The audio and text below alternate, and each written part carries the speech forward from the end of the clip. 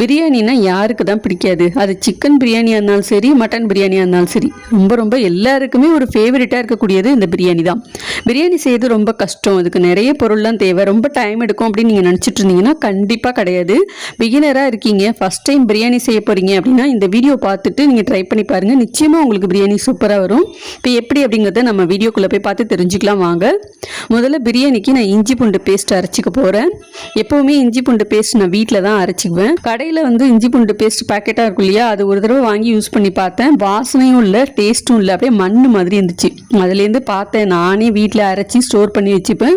ஒரு மாதம் ஆனாலும் இந்த இஞ்சி பூண்டு பேஸ்ட் பார்த்தீங்கன்னா கெட்டு போகாமல் இருக்கும், நல்ல வாசனையாகவும் இருக்கும். ஒரு பங்கு இஞ்சி எடுக்கிறீங்கன்னா 2 பங்கு பூண்டு எடுத்துக்கோங்க. கொஞ்சமாக தேவையான அளவுக்கு மட்டும் தண்ணி சேர்த்துக்கோங்க. தண்ணி நிறைய சேர்க்க வேண்டாம். கொஞ்சம் மஞ்சள் தூள், கல் உப்பு இல்லைன்னா தூள் உப்பு சேர்த்துட்டு நல்லா அந்த மாதிரி க்ரீமியாக அரைச்சி வச்சுக்கோங்க.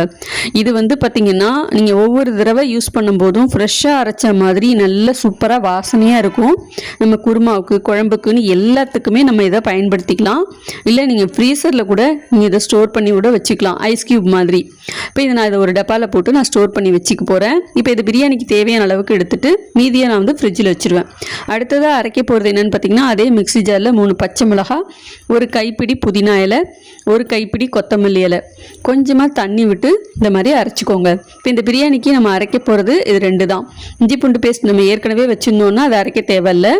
இந்த புதினா, கொத்தமல்லி, பச்சை மிளகாய் பேஸ்ட் அவ்வளோதான். அடுத்தது சிக்கன் 65க்கு தனியாக சிக்கன் எடுத்து வச்சுருக்கேன். சிக்கன் பிரியாணிக்கு 1 கிலோ சிக்கன் எடுத்திருக்கேன். சிக்கன் 65க்கு தனியாக ஒரு 1/4 கிலோ போன்லெஸ்ஸாக எடுத்திருக்கேன். நல்லா மஞ்சத்தூள் போட்டு கழுவி எடுத்துட்டிங்கன்னா கவுச்சி வாடை இல்லாமல் இருக்கும். இப்போ இந்த சிக்கன் 65க்கு முதல்ல மசாலா போட்டு பெரட்டணும். இப்போ இதில் மஞ்சள் தூள், மிளகாத்தூள், முட்டை, கார்ன்ஃப்ளவர்னு எதுவுமே சேர்க்க போகிறது கிடையாது. குக்குடு சிக்கன் 65 மசாலா வச்சு தான் நான் இன்றைக்கி சிக்கன் 65 பண்ண போகிறேன். இவங்க கிட்ட பாய் விட்டு பிரியாணி மசாலா, திண்டுக்கல் பிரியாணி மசாலா, டிஃபன் சாம்பார், லஞ்ச் சாம்பார்னு ஏகப்பட்ட மசாலா கிட்ஸ் நிறைய அவைலபிளாக இருக்குது. அவங்களோட வெப்சைட்லேயே நீங்கள் போய் ஆர்டர் பண்ணிக்கலாம். ரீசனபிள் ப்ரைஸ் தான், எந்த வித ப்ரிசர்வேட்டிவ்ஸ் கிடையாது, கெமிக்கல்ஸ் கிடையாது.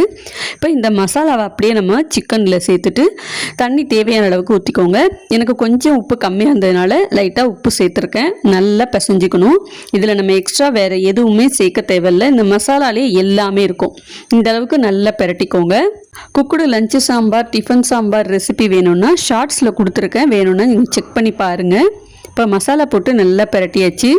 இந்த மாதிரி நல்லா பெரட்டிட்டு இதை ஃப்ரிட்ஜில் வச்சிடணும்.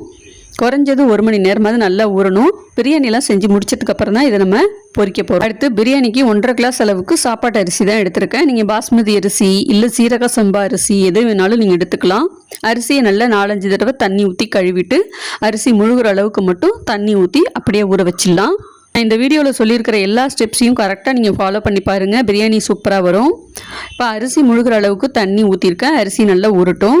அடுத்ததாக பிரியாணிக்கு தேவையான பொருள் எல்லாத்தையுமே ரெடியாக எடுத்து வச்சுக்கலாம். பிரியாணிக்கு தாளிக்கிறதுக்கு நான் என்னென்ன எடுத்திருக்கேன்னு பார்த்தீங்கன்னா, 3 பிரியாணி இலை, 2 துண்டு பட்டை, 3 கிராம்பு, இவ்வளோ தான் நம்ம தாளிக்க போகிறோம்.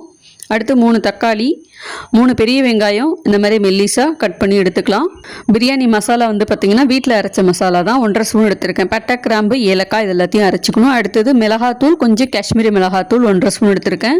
இஞ்சி பூண்டு பேஸ்ட், அப்புறம் கொத்தமல்லி, புதினா அதெல்லாம் அரைச்சோம் இல்லையா அது, அப்புறம் அரிசி ஊற வச்சு எடுத்திருக்கேன். அடுத்து சிக்கன் எடுத்திருக்கேன், தயிர் எடுத்திருக்கேன், அவ்வளோதான். பிரியாணி செய்யறதுக்கு இந்த பொருள்லாம் இருந்தாலே போதும், சூப்பராகவே பிரியாணி செஞ்சிடலாம். அடுத்தது பிரியாணி செய்யறதுக்கு பாத்திரம் பார்த்திங்கன்னா நல்லா அகலமாக இருக்கணும், அடிகனமாக இருக்கணும். அப்போ தான் அடி பிடிக்காமல் இருக்கணும். அகலமாக இருந்தால் தான் நமக்கு கிளறி விடவும் வசதியாக இருக்கும். இப்போ இந்த பிரியாணி செய்யறதுக்கு எண்ணெயும் நெய்யும் கலந்து எடுத்துக்கிறேன். ரீஃபைண்ட் ஆயில் இல்லை கடலை எண்ணெய் எது வேணாலும் நீங்கள் எடுத்துக்கலாம். கொஞ்சம் ரீஃபைண்ட் ஆயில், கொஞ்சம் நெய்யும் கலந்து தான் எடுத்திருக்கேன். நெய்க்கு பதிலாக வனஸ்பதி கூட நீங்கள் சேர்த்துக்கலாம். நெய் ஜாஸ்தியாக சேர்க்கும் போது ரொம்ப திகட்டுற மாதிரி இருக்கும். அதனால் கொஞ்சமாக நெய் வாசனைக்கு சேர்த்துட்டு எண்ணெயும் கலந்து எடுத்திருக்கேன். இப்போ நல்லா எண்ணெயும் நெய்யும் சூடானதுக்கப்புறம் நம்ம தாளிக்கிறதுக்கு எடுத்து வச்சிருந்த பிரியாணியில் பட்டை, கிராம்பு இது போட்டு நல்லா தாளிச்சிட்டு அடுத்தது வெங்காயத்தை போட்டு நல்லா வதக்கணும். வெங்காயம் பார்த்திங்கன்னா நல்லா வதங்கி இந்த அளவுக்கு பொன்னிறமாக வரணும். அது வரைக்கும் நல்லா வதக்கணும்.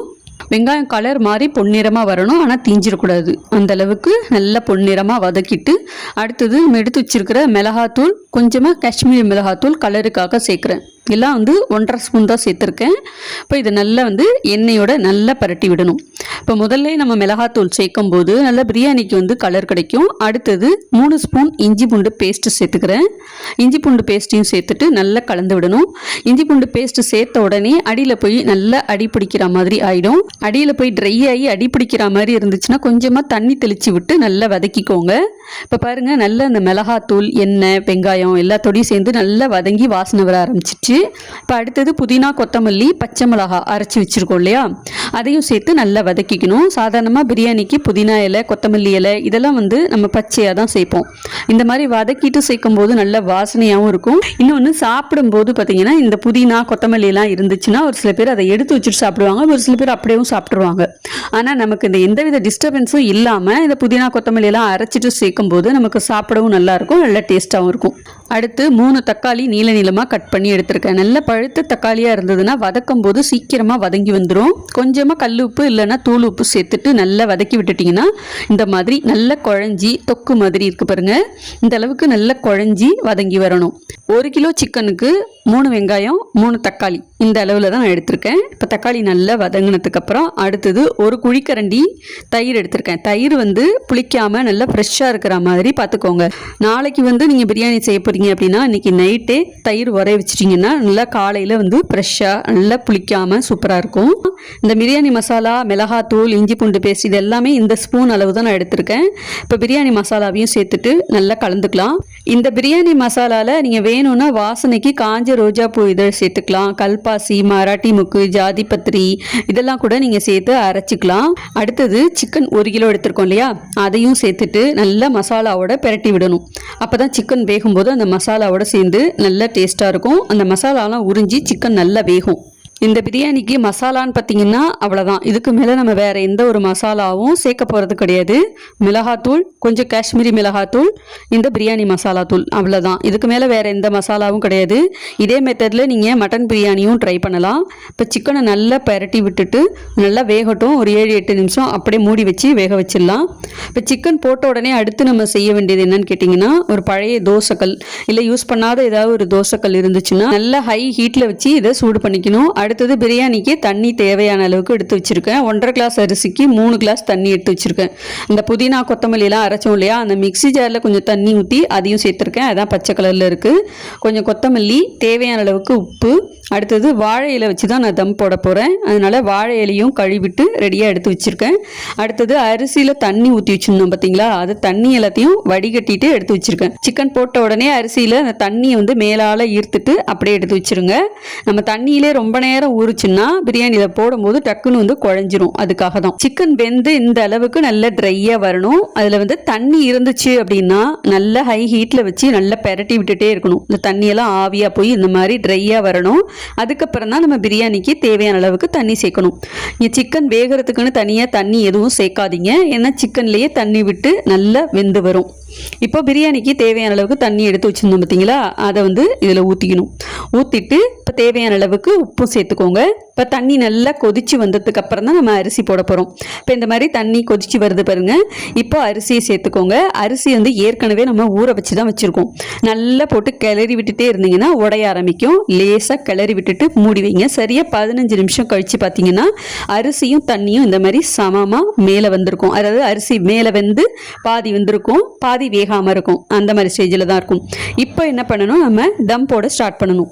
தோசைக்கல் நல்லா சூடாயிட்டிருக்கு. இப்போ இந்த தோசைக்கல் மேலே இந்த பிரியாணி பாத்திரத்தை தூக்கி வச்சுட்டு அடுப்பு தீயை நல்லா குறைச்சி வச்சிடணும். மேலே கொஞ்சம் கொத்தமல்லி இலை தூவிட்டு நம்ம வாழை இலை எடுத்து வச்சுருந்தோம் பார்த்தீங்களா, இந்த மாதிரி திருப்பி போட்டு நல்லா சமமாக அழுத்தி விட்டுருங்க. அதுக்கு மேலே ஒரு மூடி போட்டுட்டு அதுக்கும் மேலே ஒரு பாத்திரத்தில் தண்ணியை வச்சு நல்லா வெயிட் வச்சுருங்க. இல்லை இந்த மாதிரி ஒரு குழவி கல் இருக்கு இல்லையா, அதை கூட தூக்கி வச்சிடலாம். சரியாக 15 to 20 நிமிஷம் வரைக்கும் அப்படியே இருக்கணும். அடுப்பு தீயை எந்த அளவுக்கு குறைச்சி வைக்க முடியுமோ நல்லா குறைச்சி வச்சுருங்க. இதுக்கு மேலே அந்த பிரியாணி வேகிறதுக்கு அந்த தோசைக்கல்லோட சூட்லேயே நல்லா வெந்து வரணும். அடுப்பு தீ வந்து அந்த தோசைக்கல்லோட தீயை மெயின்டைன் பண்ணுறதுக்கு தான். அதனால் தீயை நல்லா குறைச்சி வச்சுருங்க. ஒரு 20 நிமிஷம் கழித்து நம்ம இதை பார்க்கலாம். அதுக்குள்ளே சிக்கன் 65க்கு சிக்கன் வந்து மசாலா போட்டு பிரட்டி ஃப்ரிட்ஜில் வச்சுருந்தோம் இல்லையா, அதை எண்ணெய் ஊற்றி சூடு பண்ணி நம்ம பொரித்து எடுத்துக்கலாம். சாதாரணமாக மசாலாலாம் போட்டு எப்படி சிக்கன் 65 செய்வோமோ அதே மாதிரி நல்ல டேஸ்ட்டாக நல்ல ஜூஸியாக சூப்பராக இருந்துச்சு. இந்த சிக்கன் 65 மசாலாவை நீங்களும் ஒரு தடவை ட்ரை பண்ணி பாருங்கள். அவ்வளோதான், பாருங்கள் சிக்கன் 65 ரொம்ப சூப்பராக ரெடி ஆகிடுச்சு. இந்த சிக்கன் 65 மசாலா யூஸ் பண்ணி நீங்கள் உங்களுக்கு பிடிச்சமான காய்கறிகளையும் 65 மாதிரி பொரித்து சாப்பிட்லாம். பன்னீர், மஷ்ரூம், காலிஃப்ளவர், உருளைக்கிழங்கு, ஸ்வீட் கார்ன் இதெல்லாம் கூட நீங்கள் இந்த மசாலா யூஸ் பண்ணி 65 மாதிரி பொரித்து சாப்பிட்லாம். ட்ரை பண்ணி பாருங்கள். இப்போ 20 நிமிஷம் கழிச்சு இப்போ இந்த பிரியாணி பாத்திரத்தை நம்ம ஓப்பன் பண்ணுறோம். நல்லா வெந்ததுக்கு அப்புறம் பார்த்தீங்கன்னா வாசனையும் வர ஆரம்பிச்சிருச்சு. இதை எடுத்து அப்படியே ஒரு 10 நிமிஷத்துக்கு ரெஸ்ட் கொடுத்துருங்க. 10 நிமிஷம் கழிச்சு தான் இந்த பிரியாணி கொஞ்சம் கொஞ்சமாக உதிரியாக வர ஆரம்பிக்கும். நல்ல சுட சுட வாழை இலையில் சூடாக இந்த பிரியாணி, சிக்கன் 65, ரைத்தா இதெல்லாம் வச்சு சாப்பிட்டு பாருங்களேன், அமிர்தம் மாதிரி இருக்கும். நான் சொன்ன இந்த பிரியாணி மெத்தட் உங்களுக்கு ஈஸியாக இருக்கா, எப்படி இருக்குது அப்படிங்கிறத மறக்காமல் கமெண்ட்டில் சொல்லுங்கள். நிச்சயமாக நீங்களும் ட்ரை பண்ணி பாருங்கள். பிரியாணி செய்கிறது ரொம்ப கஷ்டம், அதெல்லாம் எனக்கு வராதுன்னு சொல்கிற உங்கள் ஃபேமிலி ஃப்ரெண்ட்ஸுக்கு மறக்காமல் இதை ஷேர் பண்ணிவிட்டு சேனலையும் சப்ஸ்கிரைப் பண்ணிக்கோங்க. அடுத்த வீடியோவில் பார்க்கலாம்.